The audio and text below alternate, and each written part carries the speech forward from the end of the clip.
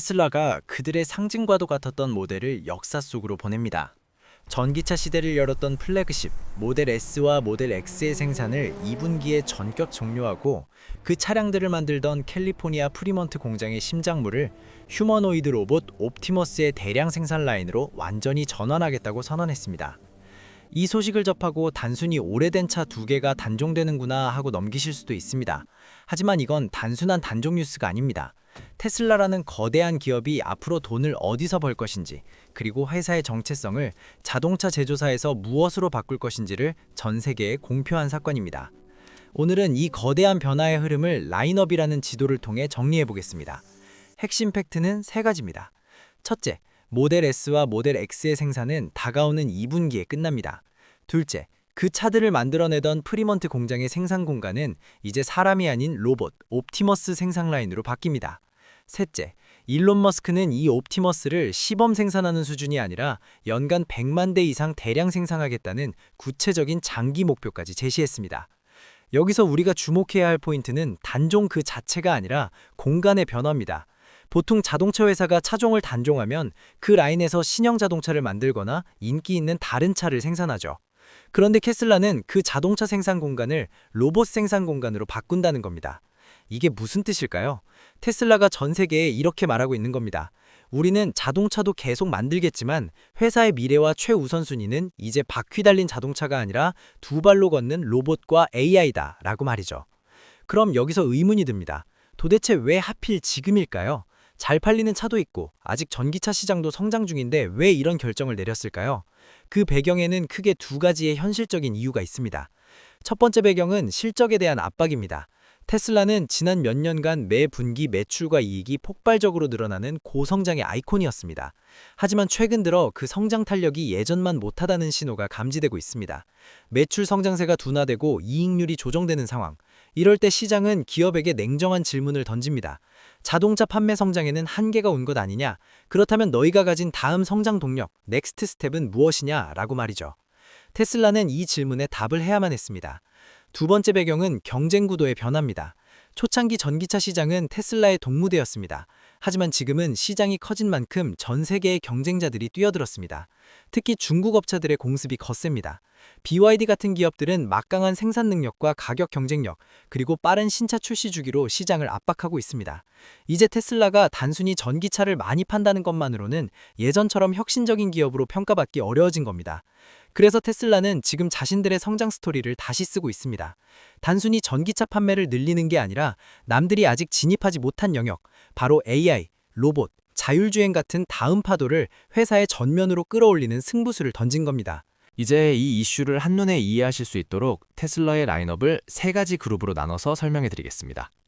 하나, 유지 및 강화되는 모델, 지금 회사를 먹여 살리는 캐시카우입니다.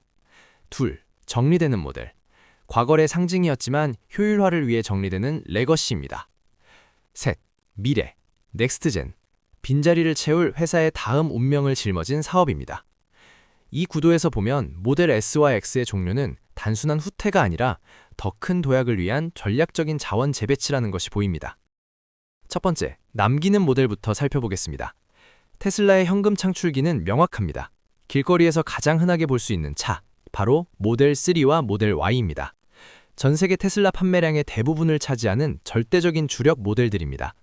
테슬라가 지금도 끊임없이 소프트웨어 업데이트를 제공하고 상품성을 다듬는 이유가 바로 여기에 있습니다. 즉, 테슬라는 전기차 사업을 축소하는 게 아닙니다.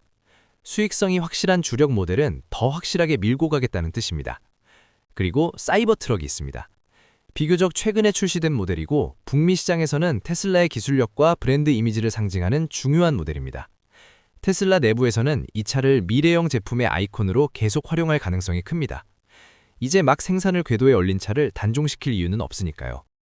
마지막으로 세미 같은 상용 트럭 라인도 유지됩니다.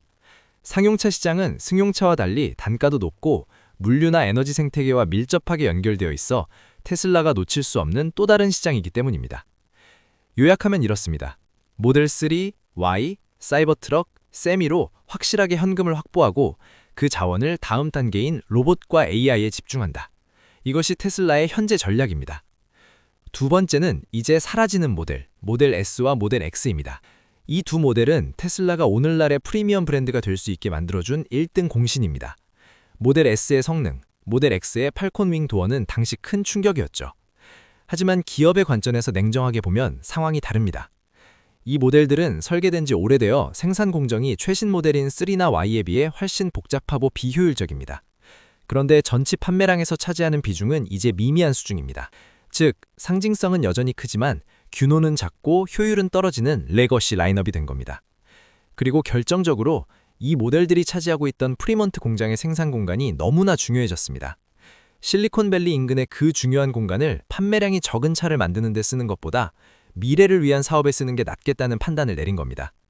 테슬라는 그 공간을 이제 자동차가 아니라 로봇에게 내어주기로 했습니다. 그래서 이번 단종 결정은 프리미엄 시장 포기라기보다는 자동차 라인업의 효율화와 동시에 생산 자원을 미래 핵심 사업으로 이전하는 것이라고 해석하는 게 정확합니다. 세 번째, 가장 큰 변화인 빈자리를 채울 미래입니다. 모델 S와 X가 빠진 자리에 신형 자동차가 들어오는 게 아닙니다. 휴머노이드 로봇 옵티머스가 그 자리를 차지합니다. 자동차를 만들던 생산 라인을 걷어내고 로봇 생산 라인을 설치한다는 것. 이것은 테슬라가 자신들의 미래 주력 제품을 더 이상 자동차라는 카테고리 안에서만 찾지 않겠다는 강력한 증거입니다. 단순히 연구실에서 로봇을 개발하는 수준이 아닙니다. 공장을 개조한다는 건 양산체계, 즉 로봇을 대량으로 생산해서 실제로 판매하겠다는 선언입니다. 여기에 더해서 테슬라는 자율주행 전용 차량인 사이버캡 같은 미래 모델들도 전면에 배치하고 있습니다. 여기서 중요한 건 스펙이 아니라 방향성입니다. 테슬라가 보고 있는 미래는 개인이 차를 소유해서 운전하는 세상이 아닙니다. 원할 때 불러 타는 서비스형 모빌리티, 그리고 인간의 노동을 대체하는 AI 로봇 생태계. 테슬라는 바로 이 방향으로 회사의 키를 돌리고 있습니다. 한때 테슬라를 상징하던 단어가 있었습니다. 모델 S3XY 합쳐서 섹시 라인업. 지금은 그 상징을 스스로 내려놓고 있습니다. 대신 대중적인 모델로 현금을 벌어들이면서 그 돈을 로봇과 AI라는 미래에 투자하는 훨씬 실용적이고 공격적인 구조로 재편하고 있는 겁니다. 그래서 모델 S와 X의 종류는 단순한 단종 뉴스가 아니라 테슬라의 포트폴리오 재편 선언으로 보셔야 합니다. 여기서 조금 더 들어가 보겠습니다. 왜 이런 변화가 필연적인지 산업의 흐름을 통해 짚어드리겠습니다. 첫째, 장기적으로 전기차는 가격 하락 압력을 받을 수밖에 없습니다. 전기차 원가의 큰 비중을 차지하는 배터리와 핵심 부품들은 규모의 경제가 커지고 기술이 발전할수록 원가가 빠르게 떨어집니다. 공정이 안정화되면 같은 성능의 차를 훨씬 저렴하게 만들 수 있게 됩니다. 결국 전기차는 시간이 지날수록 고가의 사치품이 아니라 보편적인 제품으로 변해갈 겁니다. 둘째, 하드웨어 성능이 상향 평준화되면 경쟁의 핵심은 소프트웨어 경험으로 이동합니다. 이제 차가 얼마나 빠른지보다 업데이트를 통해 얼마나 똑똑해지는지, 자율주행 기능이 얼마나 편안한지, 차 안에서 어떤 경험을 제공하는지가 훨씬 중요해집니다. 이 관점에서 테슬라의 선택을 요약하면 이렇습니다. 자동차는 AI에 담는 플랫폼이고 진짜 성장은 그 안에 AI와 로봇이 만든다. 그래서 하드웨어 스펙 경쟁에 집중하는 플래그십 모델을 유지하기보다는 플랫폼 위에 얹을 다음 사업인 로봇과 AI를 더 크게 키우기로 결정한 겁니다. 마지막으로 이번 결정이 우리 한국 시장에는 어떤 영향을 미칠지 짧게 짚어보겠습니다. 첫째, 소비자 관점입니다. 모델 S와 X는 한국 시장에서도 단순한 전기차가 아니라 얼리 어답터의 상징이자 성공의 아이콘으로 통했죠. 이제 이 모델들을 신차로 주문할 수 있는 길이 막히게 됩니다. 당장 선택지가 줄어드는 아쉬움도 있겠지만 시장의 심리는 두 갈래로 나뉠 겁니다. 더 이상 구할 수 없는 한정판이 되었다는 희소성 때문에 중고차 가치가 재평가될 수도 있고, 반대로 단종 모델에 대한 부품 수급이나 AS 불안감 때문에 수요가 위축될 수도 있습니다. 이 흐름을 잘 지켜봐야 합니다. 둘째, 산업 관점입니다. 테슬라가 이렇게 노골적으로 우리는 자동차 제조사가 아니라 AI 로봇 기업이라고 선언해버리면 우리 기업들, 특히 현대기아차 같은 국내 완성차 업체들도 영향을 받을 수밖에 없습니다. 이제는 단순히 주행거리가 얼마나 긴지, 배터리가 얼마나 좋은지 같은 하드웨어 경쟁만으론 부족합니다. 소프트웨어 파워와 플랫폼 생태계를 얼마나 강력하게 구축하느냐가 생존의 핵심이 될 겁니다. 테슬라가 판을 흔들면 경쟁자들도 그 새로운 룰을 따를 수밖에 없으니까요. 셋째, 정책과 생태계 관점입니다. 테슬라가 연간 100만 대 로봇 생산을 외치기 시작하면 전 세계적으로 로봇과 자율주행에 대한 논의가 급물살을 타게 됩니다. 우리나라도 예외가 아닙니다. 로봇이 인도나 도로를 다녀도 되는지, 자율주행차가 사고를 내면 책임은 누가 지는지 같은 법적, 제도적 논의가 훨씬 빨라질 겁니다. 테슬라가 던진 화두가 우리 사회의 규제 속도마저 앞당기는 촉매제가 되는 셈입니다. 결론입니다. 이번 테슬라의 전언은 거대한 도박이자 동시에 기회입니다. 만약 성공한다면 테슬라는 전기차 제조사를 넘어 인류의 노동 방식을 바꾸는 AI 로봇 플랫폼 기업으로 재평가받게 될 겁니다. 하지만 반대로 로봇의 상용화가 늦어지거나 시장의 반응이 미온적이라면 상징과도 같았던 모델들을 정리한 만큼 그 리스크와 후폭풍도 만만치 않을 겁니다. 여러분은 테슬라의 이 선택을 어떻게 보시나요? 미래를 내다본 합리적인 전언일까요? 아니면 위험한 올인일까요? 오늘 영상이 도움이 되셨다면 구독과 좋아요 한 번씩 부탁드립니다. 여러분의 응원이 더 깊이 있는 분석을 만드는 큰 힘이 됩니다.